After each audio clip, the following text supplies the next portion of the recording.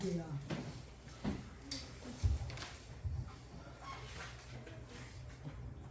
네, 우리 하나님께 다시 한번 감사를 드립니다.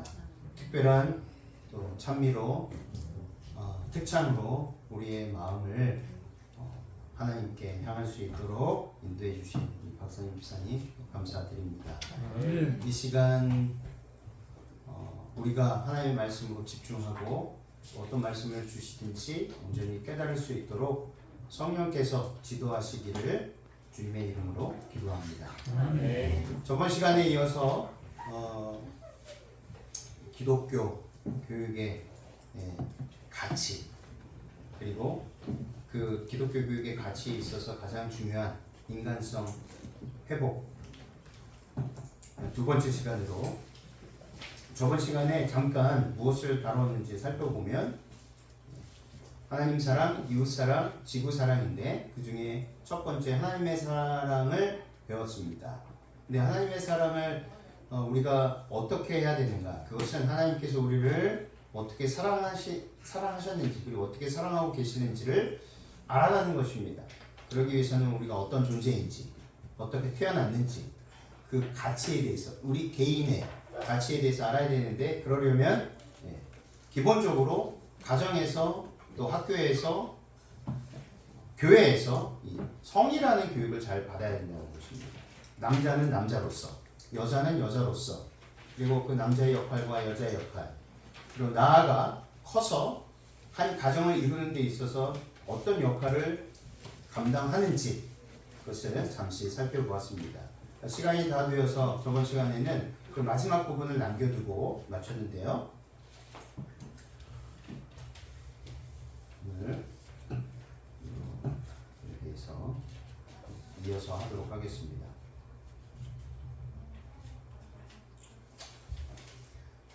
네, 저번 시간에 교육에 대해서 이 교육, 이 단어의 뜻이 어떤 건지 말씀드리고 마쳤습니다. 다시 한번 언급을 하면 educate이라는 이 단어는 라틴어에서 가지고 왔는데, 에드카렐에서 나온 이 말로 끌어내고 발전시키다 그리고 개발하다라는 원뜻이 있습니다. 근데 우리나라 대한민국의 현실을 보면 우리나라의 교육과는 조금 좀 동떨어져 있는 것을 보게 됩니다. 결코 지식의 소유나 습득을 가리키는 말이 교육의 말이 아니라는 것입니다. 대한민국 교육 100년 역사의 발자취를 간단하게 살펴보면 이렇습니다. 1919년 임시정부 이후 30년 동안 식민의 역사였습니다. 그래서 일제강점기 만 35년 동안 우리는 황국 식민을 길러내는 교육을 받았습니다. 그리고 해방 이후에 40년 동안 군사 독재의 역사를 겪었습니다. 이때의 교육 방침, 지침은 무엇이었냐면 그 방향은 반공전사, 산업전사를 길러내는 교육이었습니다. 그리고 1993년 드디어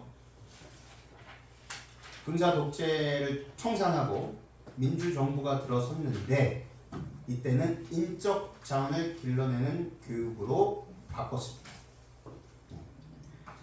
근데 잘 생각해 보시면 인적 자원이라는 말이 굉장히 한 사람의 인격체를 하나의 도구로만 생각하는 단어라는 것을 쉽게 이해할 수 있으실 것입니다. 2001년부터 2007년까지 우리나라 교육부를 한때는 교육인적자원부라 불렀습니다. 지금은 그렇게 부르지 않습니다. 지금은 바꿨습니다. 교육부입니다. 그냥. 근데 2001년부터 2007년까지 약 7년이라는 시간 동안 교육인적자원부였습니다. 실제로. 우리가 요즘 흔히 쓰는 아이들에게도 이 스펙을 강요하는 시대에 살아가고 있습니다. 영어 이 스펙. 국어사전에는요, 직장을 구하기 위해 필요한 학력, 학점, 토익 점수 따위를 합하여 이르는 말이다. 그러나 규범 표기는 미확정이다 라고 나옵니다. 이렇게 우리가 국어사전에도 정확하게 이런 뜻이다라고 할 수 없다는 것입니다. 왜 그럴까요? 영어사전에 보니까 스펙은 원래 설명서 사양입니다. 어떤 한 기계의 설명서, 무기의 사양이라는 것입니다. 그 무기가 얼마나 성능이 좋은지 그럴 때 쓰는 것이 스펙이지, 한 인간에게 있어서 그 인간이 할 수 있는, 그 한 사람이 할 수 있는 재능과 모든 기능적 활동들을 스펙이라고 말하지 않는다는 것입니다. 근데 우리나라는 여전히 이 스펙을 아주 쉽사리 아무 생각 없이 쓸 때가 많이 있다는 것입니다. 그것도 대상이 누굽니까? 우리 자녀들이라는. 이탈리아 철학자 베라르디는 한국 사회의 특징을 아래 4가지로 정리했습니다. 정확한지 아닌지, 또 우리나라 학자도 물론 했지만 이탈리아 사람이 우리나라를 바라보면서 이렇게 정리를 한 것입니다. 첫째, 끝없는 경쟁입니다. 두 번째, 극단적인 개인주의. 세 번째, 일상의 사막화. 네 번째, 생활 리듬의 초가속화입니다. 동의하십니까? 맞습니다. 1번의 끝없는 경쟁이 아래의 3가지를 만들어 내었다라고 또 우리나라 김누리 교수는 말합니다. 우리도 충분히 이 끝없는 경쟁 사회 속에서 우리 자신뿐만 아니라 우리 자녀들에게까지 이런 말도 안 되는 교육의 횡포 속에 내던지고 있는 상황이라는 사실입니다. 누군지 다 아실 것입니다. 우리 어린 아이들도 알 거예요. 자, 이 누굽니까? 승기? 누구죠? 학교에서 아직 안 배웠어요? 까먹었어요. 까먹었습니까? 이건 분명히 기억해야 합니다. 아돌프 히틀러입니다. 그가 주장했던 것이 있었습니다. 그의 사상이 있었습니다. 히틀러의 파시즘을 보면 반유대주의였고 인종차별주의였고 우생학이었습니다. 이 특별히 우생학이 굉장히 무서운 거였습니다.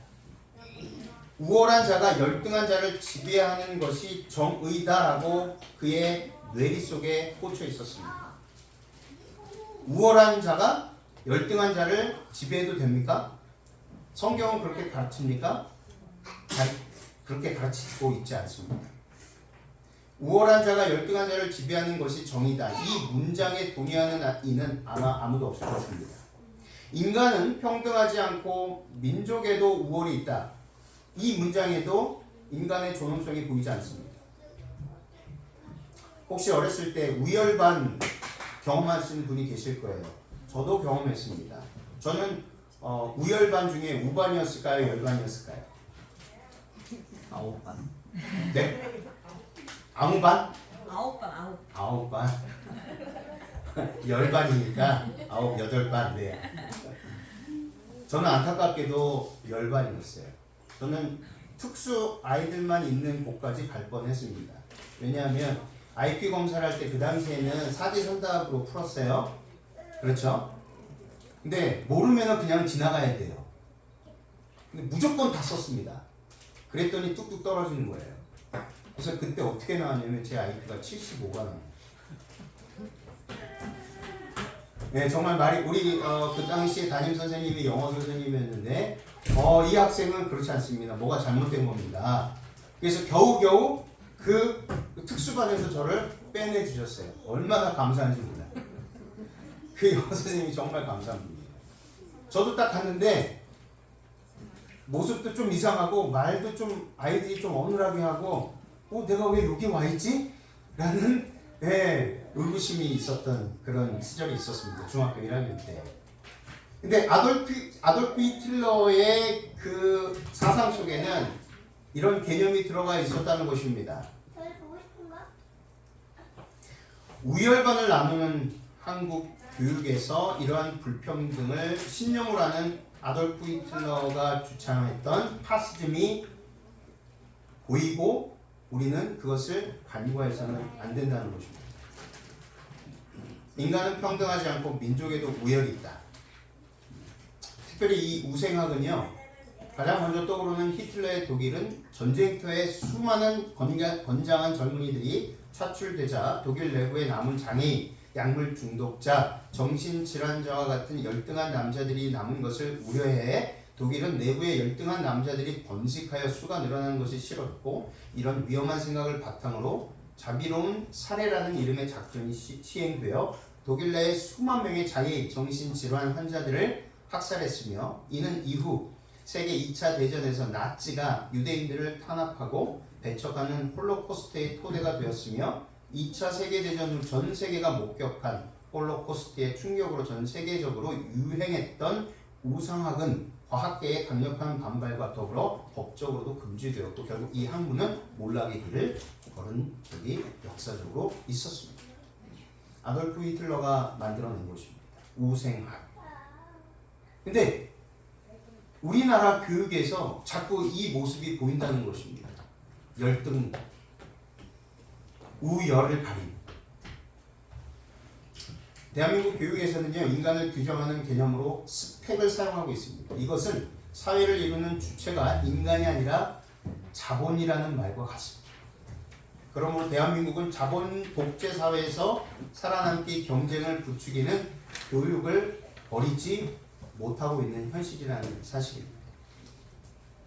한 개인이 그래서 이 교육적 방향을 따라갈 것이냐 아니면 저항하여 하나님의 말씀대로 나는 내 개인이 내 자신이 얼마나 소중하고 얼마나 가치 있는 존재인지를 매일 매순간 경험하며 살아갈 것입니다. 우리는 고민해야 한다는 것입니다. 그리고 우리 아이들에게 이러한 교육을 시켜야 하는가 고민해야 한다는 것입니다. 자본의 관점에서 인간을 재단하는 용어입니다. 이 스펙. 이 스펙을 아무런 죄의식 없이 사용하고 있는 것이 오늘날 대한민국 교육의 현실입니다.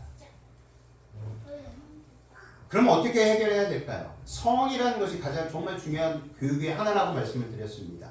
이 성을 제대로 알고 깨달아야지만이 나의 정체성을 알게 됩니다. 그래야지만이 하나님이 왜 나를 사랑하시는지 그리고 내가 왜 하나님을 사랑할 수밖에 없는지를 깨닫게 되는 것입니다. 그래서 이 성은요 어디에서요? 가정에서 제대로 가르쳐줘야 한다는 것이에요. 가정이 어떤 곳이다? 작은 천국이다. 교회 증언 3권 539쪽 가정은 말 그대로의 의미를 드러내도록 되어져야 한다. 그것은 땅 위의 작은 천국, 애정이 가혹하게 억눌리는 대신에 개발되는 곳이 되어야 한다. 남편, 순 우리말로 무엇입니까? 지아비예요. 지아비의 뜻은요 집의 아버지라는 뜻입니다. 국어사전으로는요 혼인하여 여자의 짝이 된 남자라고 되어 있습니다. 이 남편의 편자는 뭐냐면 편안할 편자입니다. 한 남자가 편안한 거예요. 나에게 있어서 한 여자에게 있어서 내 남편은 이 세상에 가장 편안한 남자가 되는 것입니다. 그것이 남편입니다. 다시 말하면 아낌없이 줄 수 있는 나무와 같습니다. 아낌없이 주는 나무는 그가 뭐까지 줬죠? 다 잘리고 나서도 그루터기 거기를 앉게 했죠. 네, 끝까지 무엇인가 바라지 않고 한 여자를 위해서 살아가는 사람이 바로 남편입니다. 그래서 성경에도 뭐라고 했습니까? 남편들은 아내 사랑하기를 예수 그리스도께서 이 땅을 위해서 당신의 생명을 바치면서까지 우리를 구원해 주신 그와 같은 사랑으로 사랑하라 라고 하셨습니다. 그래서 여자들아 남편 사랑하기를 남편에게 복종하라는 것입니다. 그 복종은 남편의 그 생명을 줘서 사랑하는 그 사랑에 감동되기 때문에 복종할 수밖에 없는 것입니다. 순종할 수밖에 없는 것입니다.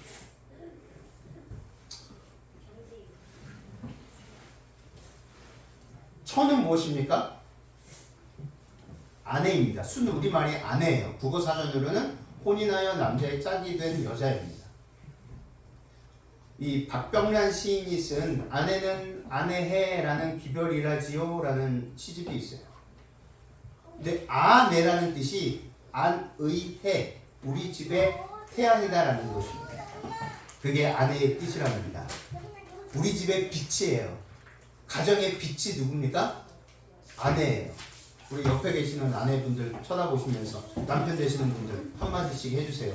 당신은 나의 빛이야. 물론 예수님 다음이죠. 예수님 다음입니다. 그만큼 가정에서 가장 아름답고 빛이 나는 존재가 아내라는 사실입니다. 이 가정에서 우리는 무엇을 배워야 합니까? 성의 중요성.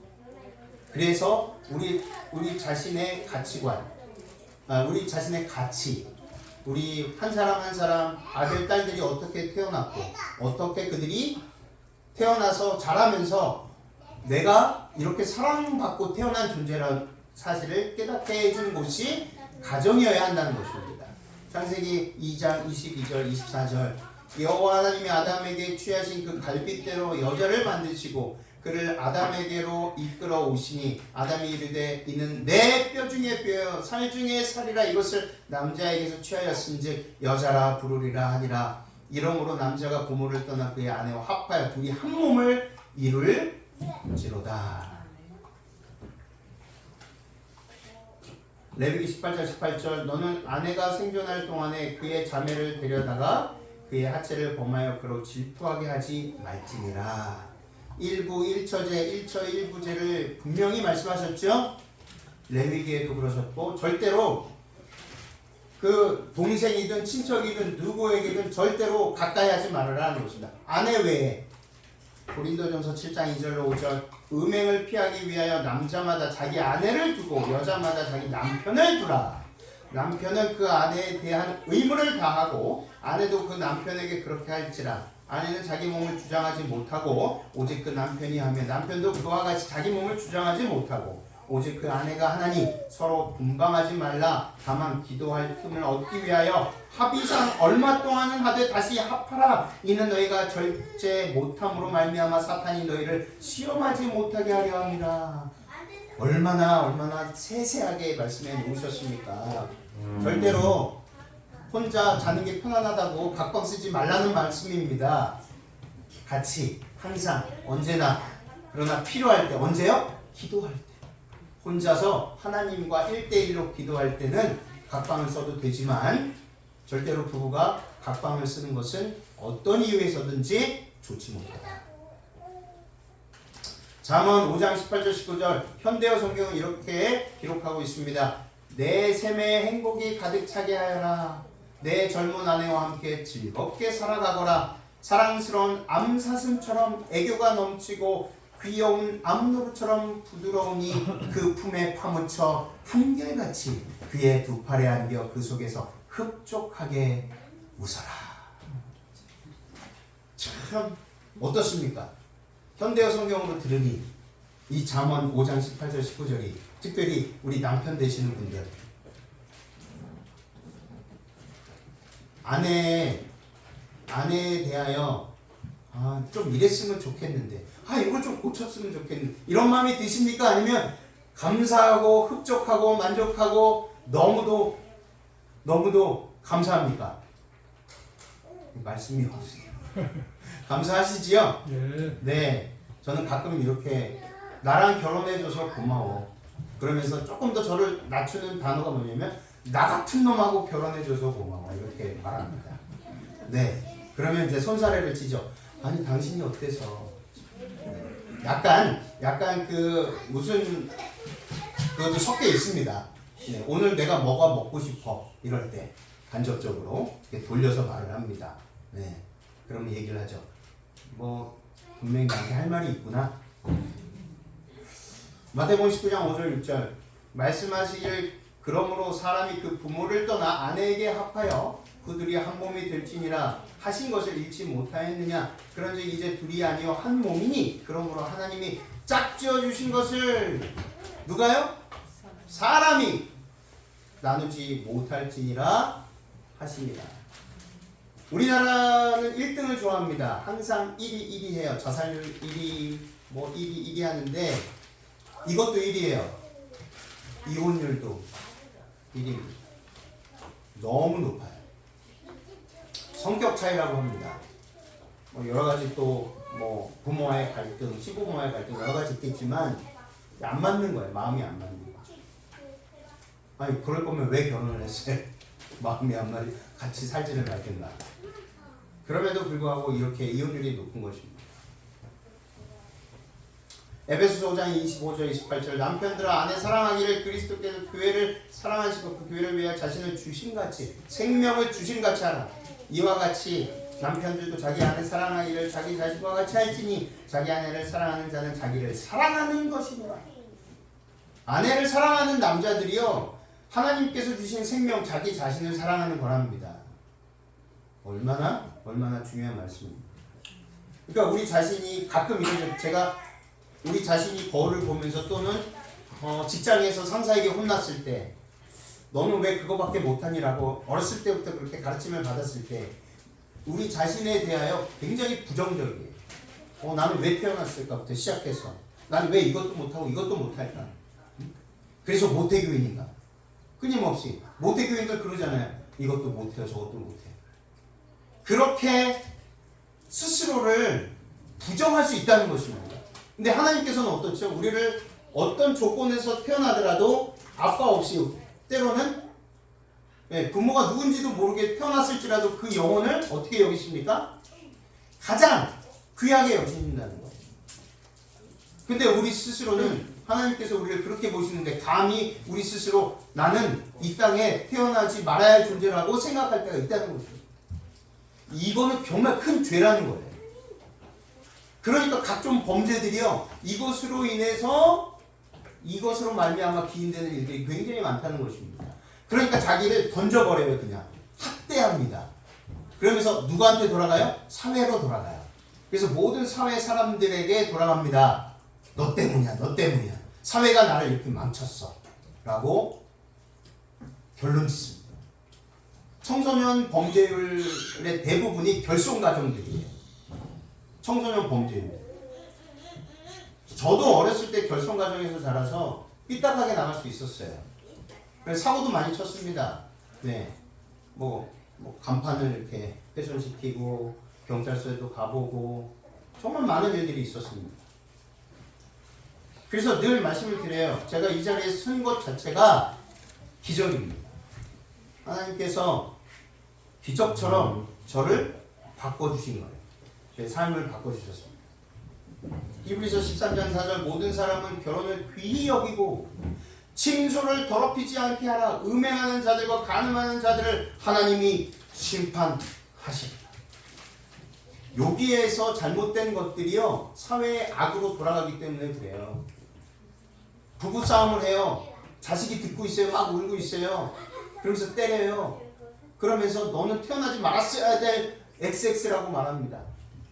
그런 아이들이 자라면서 그 모든 화가 누구에게 가겠습니까? 부모와 사회와 나라로 가는 것입니다.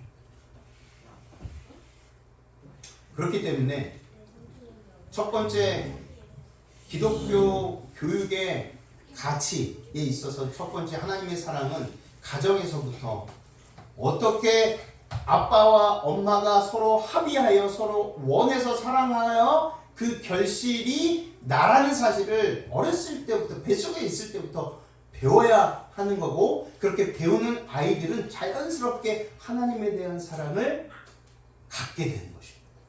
그 부모를 통해서. 그래서 성교육이 중요한 것이고 두 번째는 이웃사랑이죠. 오늘의 주제인데 요한복음 14장 13절 사람이 친구를 위해 자기 목숨을 버리며 이보다 더 큰 사랑이 없나니. 그러면서 말씀을 하세요. 형제와 형제, 그러니까 부모가 자식을 사랑하여 희생하는 건 당연하다. 그렇죠?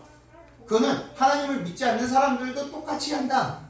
근데 정말 이보다 더 큰 사랑이 있는데 그러니까 나랑 피 한 방울 섞이지 않은 이웃, 나랑 피 한 방울 섞이지 않는 그 친구, 이웃을 위해서 목숨도 희생할 줄 아는 그 사랑이 진짜 참 사랑이다. 그것이 예수님께로부터 온 사랑이다라고 말씀하고 있는 것입니다. 이웃사랑 실천 항목이 있죠. 우리 늘 배웠잖아요. 어렸을 때부터. 무엇인가? 첫째, 남을 먼저 대접하는 거예요. 마태복음 7장 12절 무엇이든지 남에게 대접을 받고자 하잖아요. 우리가. 그러니까 예수님께서는 항상 우리가 어떻게 생각하는지에 따라서 그 생각을 끄집어내시고 늘 그렇게 말씀을 하세요.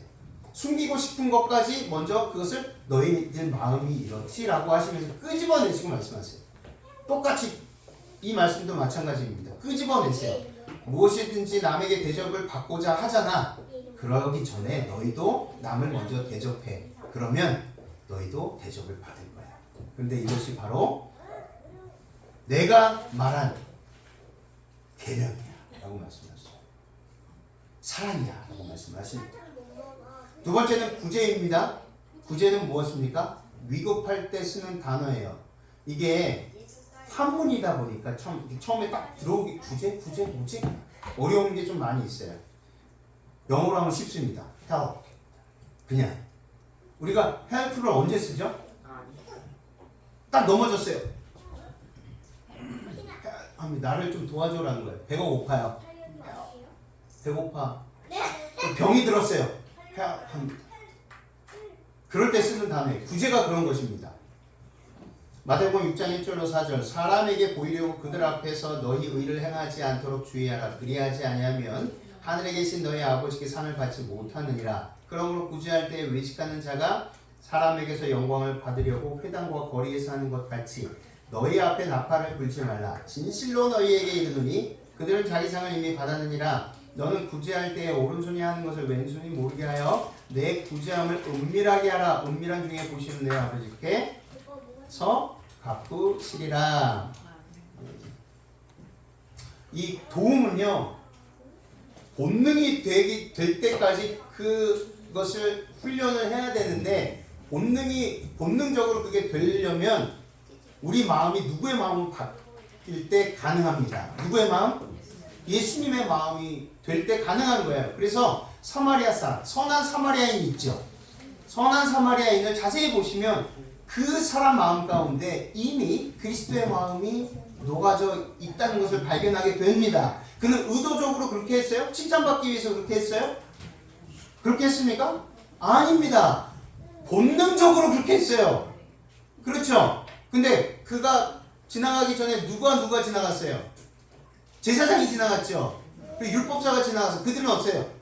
본능적으로 계산했어요.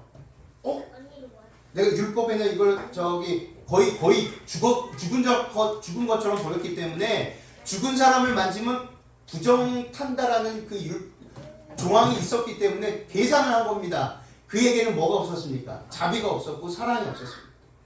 율법을 제대로 해석하지 못한 거였죠. 그런데 사마리아 사람은 어떻게 했습니까? 율법을 제대로 해석했어요. 우리 사회의 약자를 돌봐야 한다는 것입니다. 마태복음 25장 35절로 36절 내가 줄일 때 너희가 먹을 것을 주었고 목마를 때 마시게 했다. 너 나그네 되었을 때 영접했고 헐벗을 때 옷을 입혔고 병들었을 때 돌보았고 옥에 갇혔을 때 와서 보았느니라. 그래서 약자를 돌보는 것은 바로 주님께 한 것과 같다라고 말씀을 하셨어요. 마태복음 6장 40절 임금이 대답하여 이르시되 내가 진실로 너희에게 이르노니 너희가 여기 내 형제 중에 지극히 작은 자 하나에게 한 것이 곧 내게 한 것이니라 하시고 이웃 사람도요 가장 먼저 하나님에 대한 사랑이 전제 조건이 되어야지만이 이웃에 대한 사랑이 본능적으로 나타나게 되는 것입니다. 그렇죠? 내가 이웃 사랑을 해야겠다, 실천해야 되겠다고 해서 되는 게 아니라 이미 하나님에 대한 사랑이 우리 삶 속에 녹아져 있을 때 가능하다는 것이죠. 그래서 주님께서 기뻐하셔요. 그리고 이렇게 상을 내리겠다고 약속하십니다. 마태복음 10장 42절 또 누구든지 제자의 이름으로 이 작은 자 중 하나에게 냉수 한 그릇이라도 주는 자는 내가 진실로 너에게 이르노니 그 사람이 결단코 상을 잃지 아니하리라 하시니라. 아멘. 계시록 22장 12절 보라 내게 속히 오리니 내가 줄 상이 내게 있어 각 사람에게 그가 행한 대로 갚아주리라. 우리가 상을 받기 위해서 하는 건 아니에요. 근데 주님께서는 너무 기쁘시니까 우리가 그렇잖아요. 아이들이 너무 이쁜 짓 하고 그러면 어떻습니까? 더 해주고 싶죠? 그 마음이 그렇습니다. 요게 중요합니다. 세 번째는 변호예요. 변호. 신명기 24장 17절 너는 객이나 고아의 송사를 억울하게 하지 말며 과부의 옷을 전담 잡지 말라.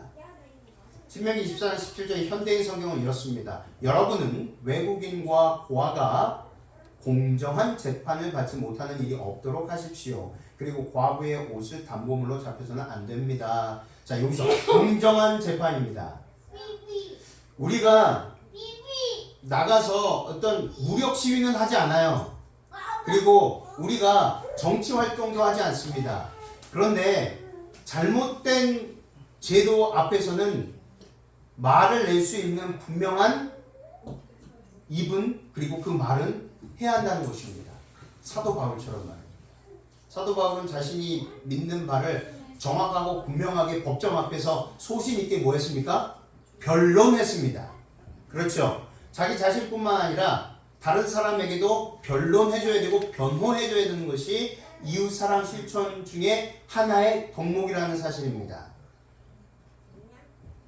만나 주석은 이렇게 기록합니다. 객이나 고아, 과부, 사회적으로 내세우거나 의지할 만한 것이 없고 자기 권리마저 주장할 힘도 없는 약자들이다. 그러므로 종종 사회로부터 소외 내지는 무시당하거나 이유 없는 학대를 당하기 쉬운 자들이다. 그러므로 본문은 특별히 그 같은 행위를 엄격히 금하며 이 신명기 24장을 이렇게 주석한 거예요. 도리어 그들의 권익을 옹호해 주도록 촉구하고 있다.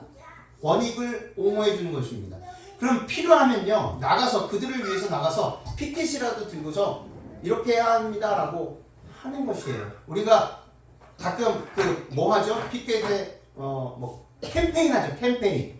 금연 운동 캠페인을 합니다. 이런 걸 왜 합니까? 이러한 차원에서 하는 것입니다. 사회에 모든 사람들이 건강하게 살아갈 수 있도록 그것이 하나님께서 주신 축복이기 때문에 그렇다는 것입니다. 네 번째는 프로파간다예요. 선전이거든요. 근데 이 선전이요, 선동과를 그리고 선동 세력을 양산한다는 거예요. 이 선동과 선동 세력 분별 능력을 키워야 하는 것입니다. 마태복음 7장 15절 거짓 선지자들을 삼가라. 양의 옷을 입고 너희에게 나오나니 속에는 노략질하는 입이다. 우리나라에 얼마나 이 거짓 선지자, 선동과 선동 세력들이 얼마나 많이 있습니까? JMS 그리고 통일교 또 뭐 여러 가지 종교들이 있죠. 종교를 빙자하여서 자기가 재림 예수라고 주장하는 사람들, 이러한 사람들이 다 프로파간다에 속한다는 것입니다. 교회 안에서도 분명히 선동가가 있어요. 분별할 능력을 갖춰야 한다는 것입니다. 독일 초등학생들의 시위 현장이에요. 이게 무슨 말일까요? 독일어인데 저는 잘 몰라요. 근데 이 뜻을 알아보니 그 누구도 난민이 아니다라는 뜻이에요. 그 누구도 난민이 아니다라는 거예요. 2015년일까요? 시리아 난민이 대거로 이렇게 유럽으로 몰려들 때가 있었습니다. 그때 초등학생들이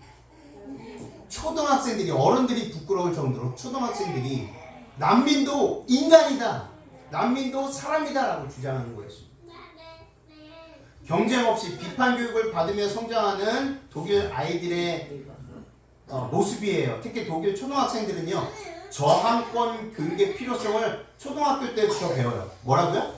저항권 필요성. 이게 뭐냐면 실제로 독일에서는 선동가를 판별하고 효과적인 시위를 하는 방법을 초등학교 때부터 가르칩니다. 그래서 독일 어른들은 아이들에게 정치활동을 장려하고 해당 내용이 교육법으로도 명시되어 있음을 알 수 있어요. 이것은 무엇입니까? 온실가스의 주범인 비행기를 타지 말자는 운동이에요. 이건 환경운동이죠. 그런데 생태교육입니다. 이것도 독일이에요. 이렇게 해서 우리가 더불어 함께 살아야 되는데 인간이 살아갈 수 없는 환경을 우리가 만들고 있다라는 것을 말하고 있는 거예요. 그런데 우리나라로 와봅시다. 대한민국은요, 아시아 최초 난민법을 시행한 나라였습니다. 2013년 7월 1일. 그런데 2016년과 2018년 사이에 예멘 출신 난민이 제주도에 대거 입국했습니다. 한 530명 가량. 근데 530명 가량 단 2명만이 난민으로 인정을 받았어요. 그러면서 물론 여러 가지 모슬렘 국가이다 보니까 그 종교 때문에 여러 가지 그 문제가 되는 사회적 악들이 일어나기는 했습니다. 근데 기본적으로 난민을 한 인간의 주체성을 가진 인간으로 보느냐 안 보느냐 그 차이점인 것입니다. 독일인들이 시리아 난민들을 환영하는 피켓이었어요. Welcome to Germany. 그러면서 이 시리아인이 이렇게 얘기했어요. Thank you Germany. 고마워요. 독일 사람들. 우리를 환영해줘서 고맙습니다. 이 당시 메르켈 총리가 있었는데요. 2015년 독일은 2년에 걸쳐 약 117만 명. 몇 명이라고요? 117만 명이에요. 난민을 수용했어요. 이후 많은 사람들은요. 메르켈의 정치 생명이 끝났다라고 말했습니다. 하지만 2017년 메르켈은 다시 4년 연임에 성공했어요. 117만 명의 난민을 받은 총리를 다시 선택한 독일 사람들이었습니다. 이 힘이 어디에 있었는지 아세요? 어렸을 때부터 그 방향성이었습니다. 어떤 교육의 힘이었다는 거예요. 교육의 힘. 우리나라랑 굉장히 많이 대조되죠? 제가 정말 울컥했던 사진이에요. 지금 누구와 싸우죠? 러시아와 우크라이나가 싸웁니다. 우크라이나 난민에게 이 소년 그리고 어떤 여성들 또 아이들이 나와서 이런 피켓을 들고 썼는데 이게 뭐냐면 mother one 그 다음에 child one 이렇게 돼 있어요. MUTTER은 독일말로 독일말로 하면 엄마예요. 엄마. 그래서 엄마 한 명, 아이 한 명 for 2 weeks 2주 동안은 우리 집에서 머물 수 있어요 라는 피켓이에요. 개인이 나와서 우리 집에서 이 한 명 딱 2명은 우리 집에서 2주 동안 머물 수 있어요. 이겁니다. 시위가 아니에요. 그러니까 우크라이나 난민들에게 이거를 딱 보여주면서 선택하라는 거였어요. 우리 집에 오세요라는 거였어요. 이것만 보면 시위하는 것처럼 보이죠? 요 내용들을 자세히 보면 그렇지 않다는 거예요. 예. One mother, one child for 2 weeks. 대단하지 않습니까? 정말 대성통곡할 노릇이에요. 강서구에서요. 오래된 이야기입니다. 2010 몇 년인데요. 어떤 자녀를 가진 부모였냐면 장애인 아동을 가진 부모였어요. 근데 그 지역의 주민들이 반대했어요. 장애인 학교를 설립해야 되는데 주민들이 반대했어요. 아파트값 떨어진다고. 그래서 부모들이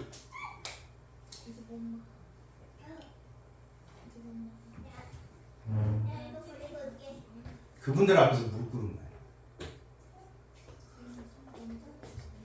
다시는 이런 일들이 대한민국에 일어나지 않기를 바랍니다. 목사의 한 사람으로서 그리고 말씀을 가르치고 말씀대로 살려고 노력하는 목사로서 이런 일들이 대한민국에서는 절대로 일어나지 않기를 바랍니다. 말씀을 마치겠습니다.